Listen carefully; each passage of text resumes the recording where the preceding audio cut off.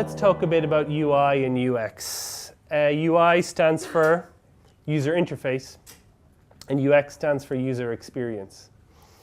This is basically the issue.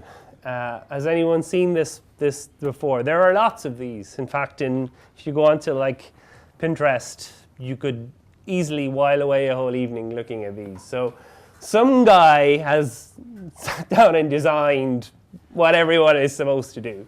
But the reality is that the users have sort of decided otherwise.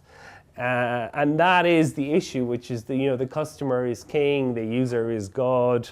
No matter how much you want something to be some way, people have a very different. First of all, one of the things is that innovation happens in the margins. So if you're designing for like a sort of, the average person, those are generally not, there's this joke about like all designers have good eyesight because, that's why they, but you have users, some of them have good eyesight, some of them have bad eyesight, some of them are in a country where this is not their native language, some people are patient, some people are not patient, you have like users come from all sorts of kind of environments. So you really have to think about this. And again, if you're trying to encourage usage of your app, it's you're the person who loses unless you really think about this.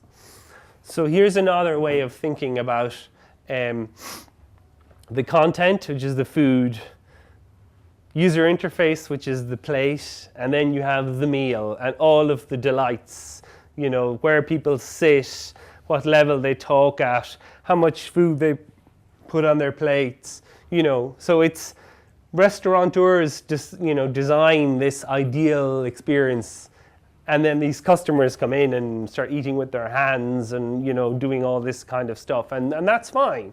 But, it's, a lot of products think too much about the UI and not enough about the UX. This is just to start to think about, when you're prototyping. And, concept, prototype, validation, testing, learn from user behavior. The big thing is iterate. And you hear this thing called A/B testing, whereby you try two different things and you see which one works the best. And that is sort of the biggest change in startup thinking that I've seen from the time I was doing startups back in the dot-com days. You get an incredible amount of people who, they just get anything out there, generally called a minimum viable product. And then they just experiment and test and do all these things. And the idea that, you wouldn't do that, is quite incredible. But you still hear people who design this whole product and then show it to a customer. So that's obviously what you don't do. You get something and you just test it. Test it with different kinds of people at different times, under a different, it's a whole thing to be testing a product in a crowded disco versus, on a park bench.